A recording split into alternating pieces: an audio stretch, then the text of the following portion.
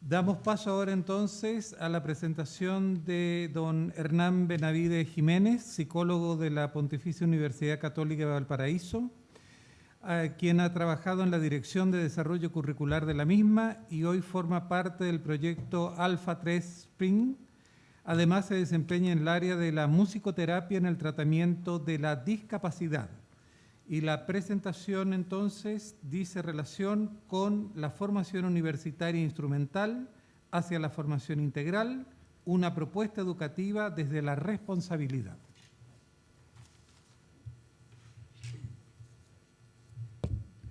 Hola, hola, buenas tardes. Primero que todo agradecer la invitación, y la posibilidad de mostrar nuestro trabajo en este congreso. Yo represento a la Universidad Católica de Valparaíso. Nosotros estamos trabajando en un proyecto Alfa, cofinanciado por la Unión Europea, junto a 8 universidades del resto de Sudamérica y la Universidad de Barcelona, la Universidad Autónoma de Barcelona. Nosotros titulamos esta presentación de la siguiente manera: de la formación universitaria instrumental hacia la formación integral, una propuesta educativa desde la responsabilidad social. Nos falta ahí, ¿cierto? Pero vamos a entender por qué nos referimos a esto. Nuestro proyecto Spring se centra en la responsabilidad social universitaria, ¿cierto? A través de intervenciones prosociales para generar oportunidades equitativas. ¿Qué nos referimos con generar oportunidades equitativas? Hoy en día todos sabemos que muchos de nuestros estudiantes se enfrentan a una barrera a la hora de presentarse un trabajo, obtener un trabajo, digamos, bien remunerado o que les dé posibilidades de escalar en la sociedad, como muchas veces se habla de esta posibilidad de que la educación universitaria es un elemento de movilidad social, ¿cierto? Pero nos encontramos con trabas. Independiente que un estudiante ingrese a una universidad, obtenga un título profesional, hay elementos que no están ocurriendo, hay habilidades que no se están formando, y eso es lo que nosotros estamos investigando. Bueno, ya hemos hecho un primer momento de investigación y ahora estamos interviniendo en diferentes niveles, que es lo que vamos a ver a continuación. A modo general, ¿cierto? El proyecto Alpha vincula, como les explicaba anteriormente, vincula a 8 universidades, ¿ya? De Europa, Latinoamérica. Perdón, es que esta cuestión... bueno, no importa, es que no veo nada acá. Universidades de Europa y Latinoamérica para empoderarla socialmente y aumentar la equidad y calidad en el acceso al mercado laboral, como les estaba explicando. Al mismo tiempo, ¿cierto? Con el acompañamiento de equipos multidisciplinarios del equipo Alfa, nosotros trabajamos, bueno, yo soy psicólogo, ¿cierto? Hay ingenieros docentes de la universidad, altos mandos que alguna vez fueron, no sé, la ex decana de la Facultad de Educación, etcétera, etcétera. Entonces tenemos un equipo que se ha dedicado un poco en primera instancia a hacer un diagnóstico, ya, para ver dónde podemos intervenir y qué podemos lograr, ¿cierto? ¿Por qué? Porque Spring es una invitación a aplicar valores de responsabilidad social y prosocialidad. Hoy en día, como les explicaba, está este tema en las organizaciones, ¿cierto? Temas intangibles como, por ejemplo, la comunicación de calidad, el compromiso, la confianza, el entusiasmo de la propia gente que entra a trabajar, muchas veces se queda en deuda. Hoy en día estamos enfrentados a una educación demasiado instrumental, donde se trabaja mucho la teoría, se trabaja mucho en la pizarra, pero queda muy de lado el tema de la práctica y las relaciones humanas, muchas veces asociadas a este trabajo, y sobre todo el sentido social que este trabajo implica, ¿cierto? Entonces, en este sentido, el proyecto Spring se propone profesionalizar estos factores desde la universidad y la empresa. En este sentido, nosotros hicimos un equipo, digamos, de empresarios que tienen vínculo con la universidad y que tienen este bichito de la responsabilidad social y que quieren trabajar con nosotros en la formación de nuestros estudiantes, ¿ya? Por lo mismo, hemos generado diferentes espacios de diálogo y conformación con docentes, con estudiantes, ¿cierto? Y entre los docentes, entre los estudiantes y entre los docentes, estudiantes y las empresas, ¿cierto?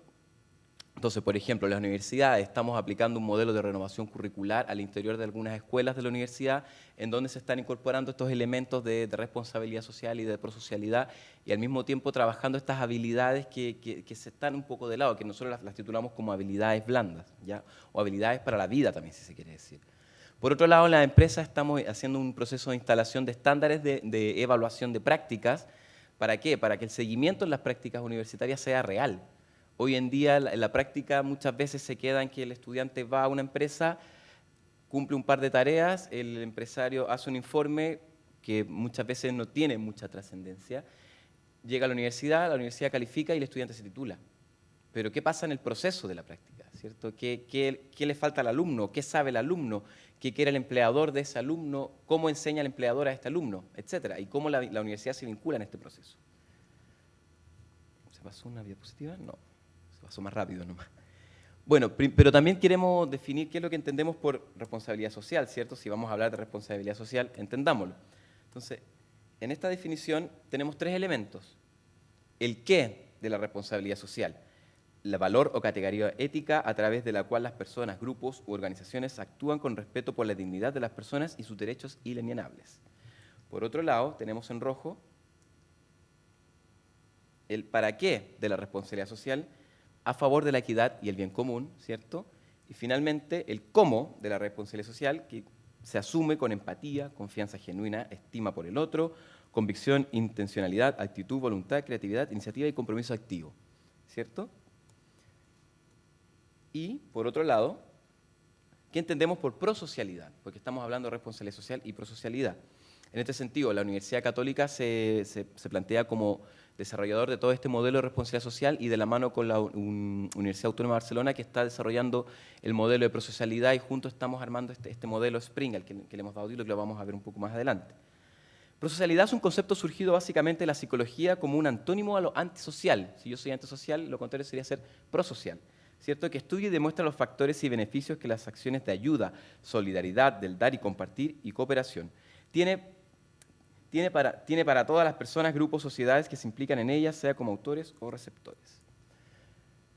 Ahora bien, nosotros en un principio en esta investigación, en este proyecto, que tiene un momento de investigación y un momento de aplicación, en el momento de investigación hicimos grupos focales a estudiantes, docentes y empresarios vinculados, o sea, de 2 carreras con las que estamos trabajando, hoy en día se suma una tercera, que eran 2 ingenierías, una del área de alimentos, otra del área de la construcción. Entonces hicimos focus group a estudiantes de los últimos años que ya hayan hecho práctica, docentes, prácticamente a todo el cuerpo docente de la carrera, y empleadores que atienden estudiantes en práctica, no necesariamente de la universidad, pero sí de todas las universidades. Entonces, estos fueron los primeros resultados que tuvimos y frente a los cuales nosotros basamos nuestra siguiente intervención. A los estudiantes se le hizo la siguiente pregunta: ¿qué dificultades percibo yo que existen y tenemos hoy los jóvenes a la hora de tener más opciones de acceder al mundo laboral? Frente a eso obtuvimos lo siguiente: los estudiantes se sienten, hay un tema de liderazgo, ¿cierto? Un liderazgo asociado a la comunicación. El estudiante muchas veces siente que no sabe bien cómo pararse frente, por ejemplo, en este caso mío, a una audiencia. Tiene miedo a expresar bien sus conocimientos o al mismo tiempo no confía mucho en sus conocimientos. Y esas características ellos las asocian al liderazgo. También hay una discusión eterna, y que también la tienen los docentes, respecto de si un líder se hace o se nace.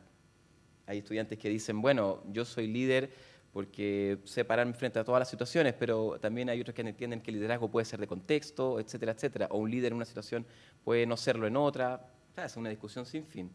El tema es cómo lo formamos.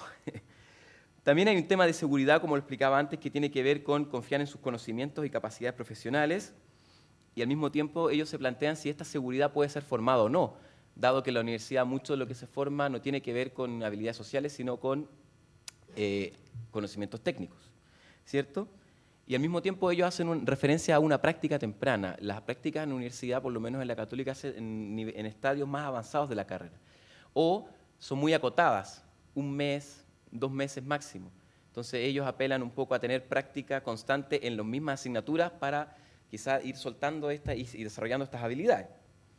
Por otro lado, hablan de que sí sienten que están siendo formados técnicamente bastante bien, pero también tienen una piedra a tope en las relaciones interpersonales. Se reconocen como poco tolerantes, con poco nivel de autocrítica y con poca confianza hacia sus propios compañeros y los conocimientos de ellos.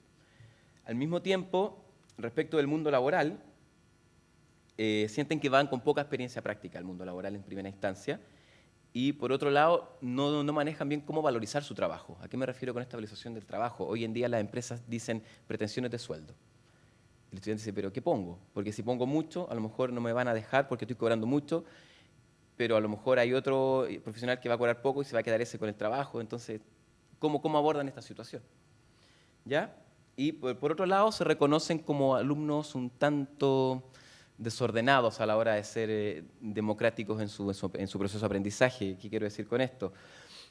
Que se sienten que van mucho a la universidad a hacer lo que tienen que hacer, pero también la universidad tiene este tema del ramo único, donde muchos profesores dan mucha tarea o mucho trabajo y el estudiante no sabe cómo responder a todo esto y en base a eso apelan a ser un poco más organizados. Pero también hay alumnos que dicen que no, ¿quién es el culpable al final? ¿Quién es antes? ¿El huevo o la gallina? ¿El estudiante que no se organiza o el profesor que da mucha tarea? ¿Cierto? Por otro lado, tenemos el grupo focales que se hizo con docentes de ambas escuelas, por separado, ¿sí? Se trabajó con los dos grupos y después se unificaron las categorías. A ellos se les preguntó, ¿cuáles son las características personales y de estilo de trabajo que yo, como docente, debería optimizar como especialista para ayudar a mis alumnos a tener más opciones de acceder al mundo laboral? En este sentido, los docentes no fueron tan autocríticos, sino que también fueron directamente a las características del estudiante. ¿Ya? Hablan poco del yo como docente, sino principalmente del estudiante. Y frente a esto, coinciden con los estudiantes respecto de las... No he cambiado la diapositiva aquí sí, que no están sincronizados. Respecto de la comunicación, ¿ya? Hablan mucho del lenguaje técnico, que al alumno le cuesta desarrollar el lenguaje para hablar en una empresa, para hablar en una reunión, para describir informes, pero al mismo tiempo ellos reconocen que no lo están evaluando. ¿Ya? Entonces ahí ya se genera un primer vacío en el proceso de formación. Por otro lado, ellos también apelan a que sus estudiantes debieran tener más confianza en sus conocimientos porque ellos sienten que los están preparando bien. Los estudiantes también reconocen que salen bien preparados, pero aún así no se sienten seguros de lo que saben. Por otro lado, los estudiantes sí, los docentes también reconocen este tema de la proactividad en los estudiantes, que los dicen que son poco proactivos, se quedan con lo que aprenden en el aula. Por otro lado, al mismo tiempo como los estudiantes lo hacen, los reconocen como poco autocríticos, poco creativos y no muy buenos para trabajar en equipo. Yo les pregunté si ellos hacían trabajo en equipo, al mismo tiempo dicen, bueno, no lo trabajamos tanto. Por otro lado, toman conciencia sí de que debiesen transmitir el impacto social de su carrera, por ejemplo, una carrera asociada a la construcción, en cómo el construir una edificación en un lugar X afecta al medio ambiente, etcétera, etcétera. Ya son conscientes de eso, al mismo tiempo que una ingeniería de alimento, el rol que juega en la salud de las personas. Por otro lado, hacen una crítica respecto de las metodologías que ellos emplean, principalmente desde lo teórico a lo práctico, ¿cierto? Sienten que en la universidad hacen mucha reflexión respecto a estos procesos, pero sienten que están muy cojos en el proceso formativo para aplicar estos procesos. Vale decir, a mí me hacen pensar mucho de cómo yo estoy enseñando, pero me enseñan muy poco a cómo enseñar desde la teoría y la práctica. ¿Ya? Hay mucha crítica, pero hay poca acción.